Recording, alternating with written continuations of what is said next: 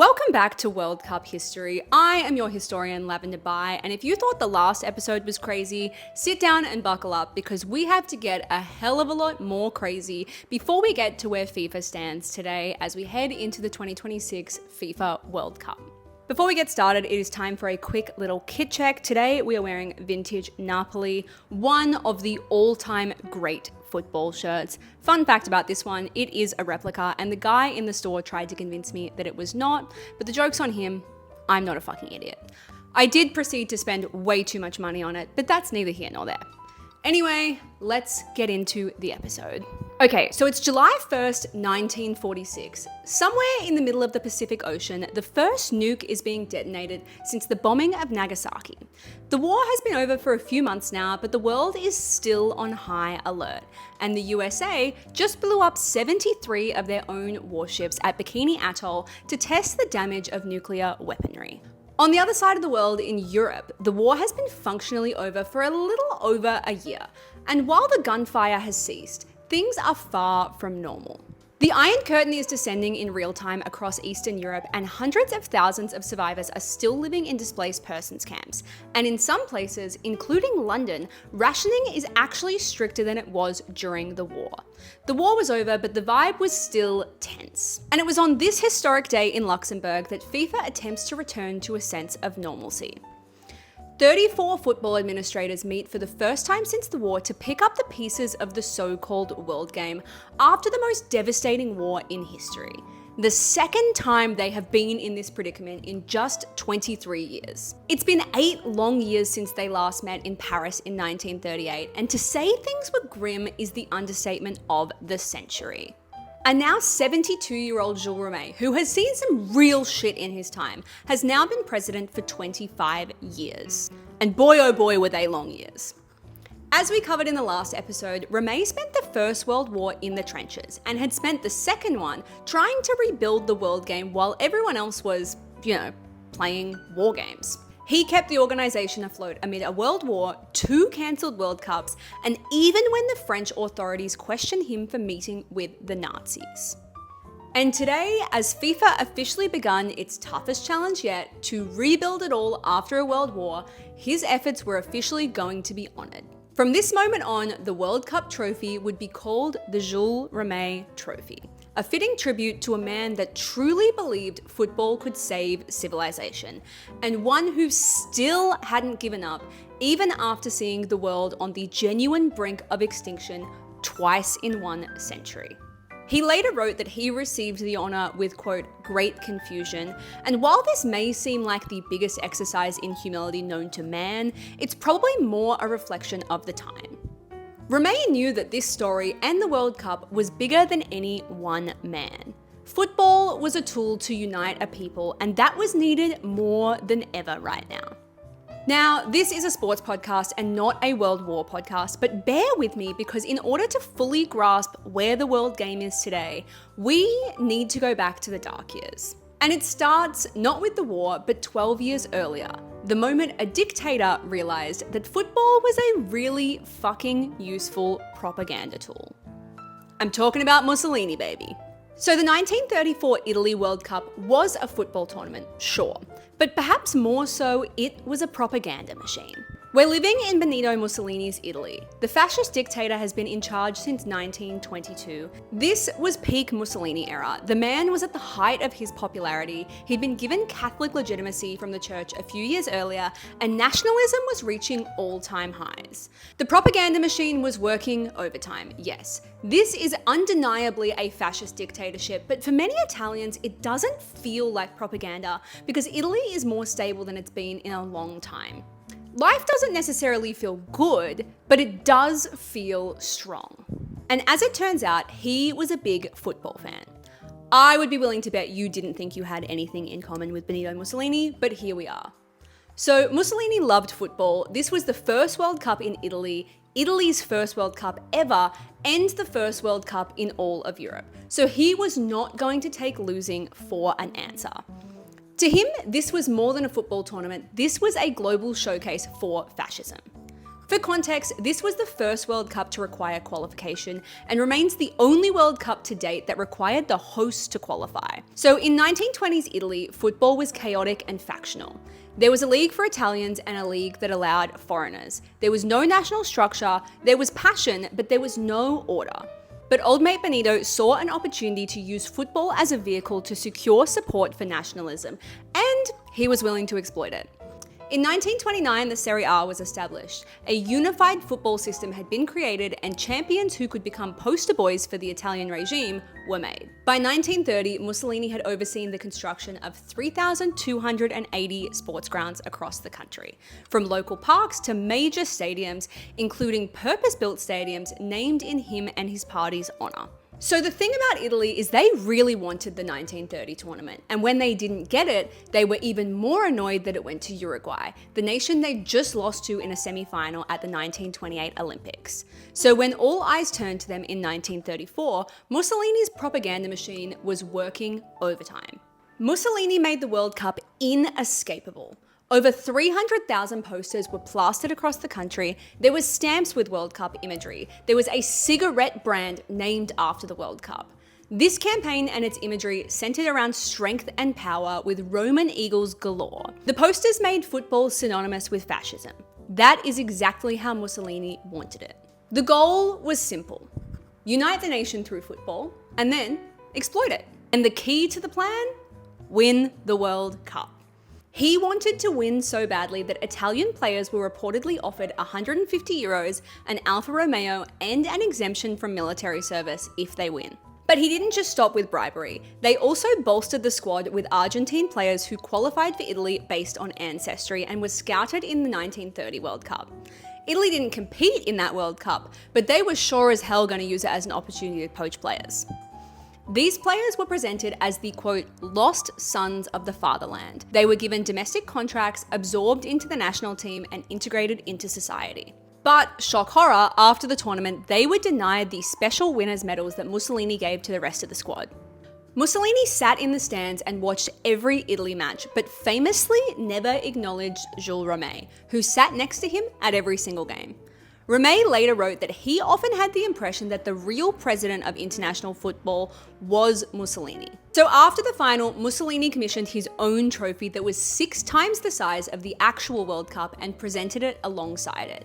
To me, this is poetry. This win was never about football. It was never about the World Cup. It was an ego trip for Mussolini, and the most fitting way to commemorate that was with a trophy that outshone the cup itself. Fast forward to 1936, and now we're in Berlin. This time, the FIFA Congress aligns with the 1936 Olympic Games, taking place smack bang in the middle of Nazi Germany, which probably felt like deja vu for the delegates who had just gotten over the Mussolini World Cup. Okay, bear with me for a slight detour, but we need to talk about the 1936 Olympics because this is a moment in sports history that deserves its own episode. If you thought the last World Cup was a propaganda party, this was propaganda Coachella. Okay, so let me paint you a picture.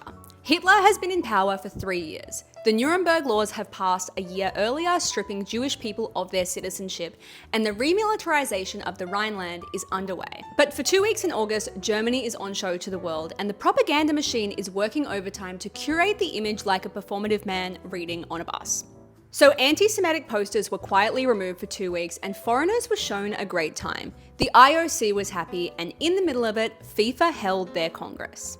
August 13, 1936. Just days after Jesse Owens dominated the tournament and marked his place in the history books, much to the dismay of Adolf Hitler, FIFA voted 19-4 for France over Germany as the host of the next World Cup. The decision was specifically made because the Congress recognized that France was unlikely to exploit the tournament the way that Italy had in 1934. While Jules Rimet was firm in his belief that football transcended politics, the organization was certainly cautious about letting another Mussolini propaganda masterclass happen. On this day, Germany submitted a bid for the 1942 World Cup, but more on that later. As is to be expected, Germany wanted it badly, and probably for the reasons that FIFA feared. He watched Mussolini exploit football for political gain and was ready to do the same. After all, he already had the Olympics. The World Cup was just the next pawn in his game. 2 months before the tournament in France begins, March 1938, Germany annexes Austria. The Anschluss. Austria ceases to exist as a country overnight. Austria had already qualified for the 1938 World Cup with one of the best teams in Europe, but now their squad was dissolved. One of the greatest teams in Europe gone overnight. Some of the Austrian players were incorporated into the German squad, but famously not all of them, because the best player in Austria, arguably the best player in Europe at the time, refused. Meet Matthias Zindelar, the paper man, the Mozart of football. 600 goals for Austria Vienna in 703 matches. At a national level, he scored 26 in 43 caps, including one in his debut against Czechoslovakia. A gun. Zindelar captained the Wunder team at the 1934 World Cup and was widely regarded as not just one of the best Austrian players, but one of Europe's greatest pre-war players. Before the Austrian League was dissolved, one final match was permitted, a performative reconciliation match, Austria versus Germany, to celebrate the birth of a new unified German team. It was supposed to be a formality, a symbolic handshake in football clothes. It was obviously a propaganda tool. This game would be Austria's last game until after the Second World War, which was a great pain point for Austrian football considering the country was one of the favourites to lift the trophy that year. But mere months before the World Cup kicked off, their nation disappeared overnight. Gone. Suddenly, the idea of winning a World Cup was the least of their worries. In this reconciliation game, Zindelar scores and celebrates directly in front of Nazi officials, making his feelings about the regime abundantly clear. He wanted no part in it. Considering he was one of the best players in Europe, German selectors wanted him for 1938, but he said a firm no. He cited age and injury as his excuse, but it was pretty clear that he just had no fucking desire to do it. Ultimately, Germany goes to France without him, but with 5 other Austrian players. As anyone with 2 brain cells would expect, they didn't play too well together. A German journalist said, quote, "Germans and Austrians prefer to play against each other even when they're in the same team." So basically, at the World Cup, Germany gets grouped by Switzerland, the coach blames the Austrians, that's it. To date, this is Germany's worst World Cup finish. In what feels like a stroke of divine irony, the World Cup that Hitler wanted to exploit for his own political gain ended up being the country's biggest footballing failure. To date, they have not had a World Cup worse than this. I feel like there's a life lesson in there somewhere. You can forcibly take the best players in the world, make them wear your shirt and swear allegiance to your regime, but without the passion and pride of your nation, you are not going to win a World Cup. A whole bunch of other stuff happened in this largely forgotten World Cup, including Italy wearing all black and the Battle of Bordeaux match between Czechoslovakia and Brazil that is remembered as one of the most brutal games in history, with broken bones and tackles designed to end players' tournaments. But for the context of this story, we won't get too sidetracked in that. Ultimately, Italy wins the tournament, beating Hungary 4-2. And fun fact, before the game, Mussolini sent a telegram to the Italian dressing room before the final with a simple message: win or die. They won. But back to Zindelar. On January 23, 1939, Matthias Zindelar was found dead in his Vienna apartment alongside his girlfriend Camilla. The official verdict was carbon monoxide poisoning from a faulty heater, but 3 theories have existed ever since. Accident, suicide, Gestapo. While there's no proof of it being a Gestapo hit, it is worth noting that they had a file on him and kept his cafe under regular surveillance. A BBC documentary later revealed that a Vienna official had allegedly been bribed to record the deaths as accidental, because Nazi rules prevented state funerals for murder or suicide victims. Make of this what you will, but somebody wanted him to be buried with full honours to avoid a martyr situation. He was just 35 years old when he died. He received a state funeral with tens of thousands of Viennese people lining the streets to say goodbye. The truth about his death will never be known for sure, so out of respect, I'm not going to speculate on what could have happened here. And then on September 1st, 1939, Germany invades Poland. The world, as we know it, is over.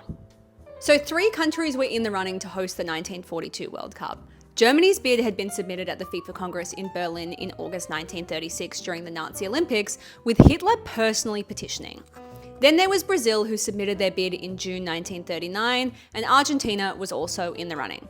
FIFA was planning to announce the host at the 1940 Congress in Luxembourg, but that Congress, quite famously, never happened. By 1940, things were in a completely different situation. Germany had occupied Norway, Denmark, Belgium, the Netherlands, and Luxembourg, where the Congress was meant to happen. We'd also seen the fall of France and the Battle of Dunkirk. So I highly doubt that anyone outside of maybe Jules Rimet himself really gave much of a thought about the World Cup anymore. But how's this for a twist of fate? So Jules Rimet was in South America on an inspection tour in August 1939. His first stop was Rio de Janeiro. While he was there, he picked up a newspaper with the headline reading, "War in Europe, Germany invades Poland." So Rimet is sitting in Brazil when he first gets whiff that the world was going to shit. Remember this detail because it comes really full circle in the next episode. Ultimately, no host would ever be selected for this tournament. It was cancelled before they could even make a call.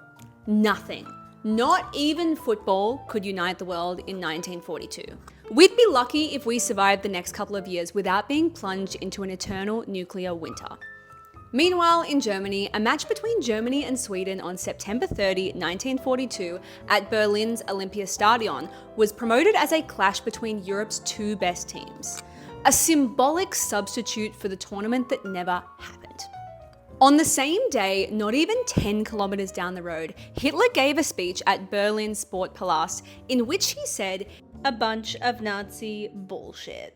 Okay, so the idea that sport should stay out of politics is something that gets thrown around a lot, particularly lately. But the more I dive into the history of the World Cup, it is becoming increasingly apparent to me that the more we ignore sport's political power, the easier it is for bad actors to exploit it for their own political gain. I realize this podcast is getting more political and less football focused by the day, but I don't think you can separate the two when you run the timelines parallel. At the same time that Hitler was spouting his annihilation speeches, he was also actively using football as a tool for nationalism.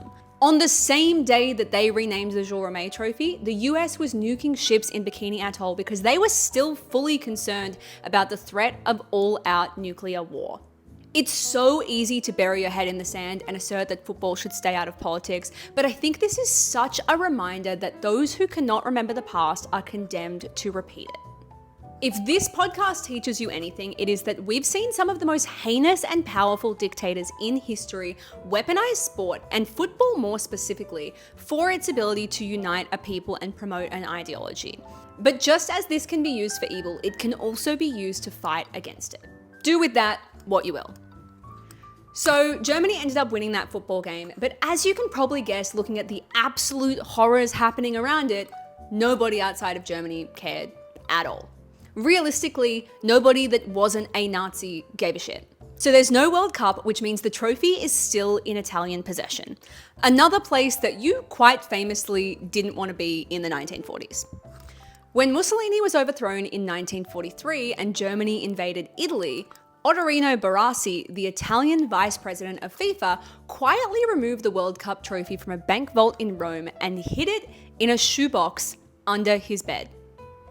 This is where it stayed for the entire duration of the war to prevent the Nazis from taking it. This is the World Cup trophy, the one that went on to be stolen twice. And the best place to hide it felt like a shoebox under the bed? Feels quite frankly insane if you ask me. But it wasn't. The Nazis never found it and the World Cup trophy survived. This trophy must be lucky. It could probably survive anything. Except a few years later when it got nicked in Brazil. But more on that in another episode. So the thing about Jules Rimet that we haven't really dived into just yet is the fact that he truly believed football was this uniting thing that could bring us all together and transcended politics entirely. I think a lot of people want to believe this, but Rimet did more than anyone. It was his core belief, and he spent 25 years up until this point operating on this idealistic core principle. He was so principled in this belief that you could argue what happens next is pretty reprehensible. So the thing about him is he never wrote about anything to do with the war years, so this truth has sadly been buried with him, but I would be fascinated now to hear him talk in hindsight about what was going through his head during all of this. In March 1933, weeks after the Nazis took power, Rimet accompanied the French team to a friendly in Munich. The German crowd listened quietly to the French anthem, and Rimet was impressed. He promised the host that he would go back to France and correct what he called mistaken views of the new Reich. Now, to put this into context, this was days after Germany demolished its own democracy by passing the Enabling Act, effectively confirming Hitler's position as a dictator, and was just after the first concentration camps opened. Jewish businesses were already being targeted and would be boycotted nationwide by April 1st. The mass exodus of Jewish talent had begun, with intellectuals and artists, and even Albert Einstein having already fled to the US by this time. So while you could say we didn't know just how bad the Nazi regime would be at that moment in time, it was far enough into the situation that you also can't exactly excuse Rimet's comments as just naivety. So France declared war on Germany on September 3, 1939. So 48 days later, Rimet travelled to an urgent FIFA meeting in Bern, Switzerland, which was attended by two prominent Germans: FIFA's Secretary General Ivo Schricker and Peko Bauerns, a senior figure within the Nazi-aligned German Football Federation. By the time Rimet returned to France, he was summoned into the office of the head of the French secret police and questioned for his meeting with the enemy.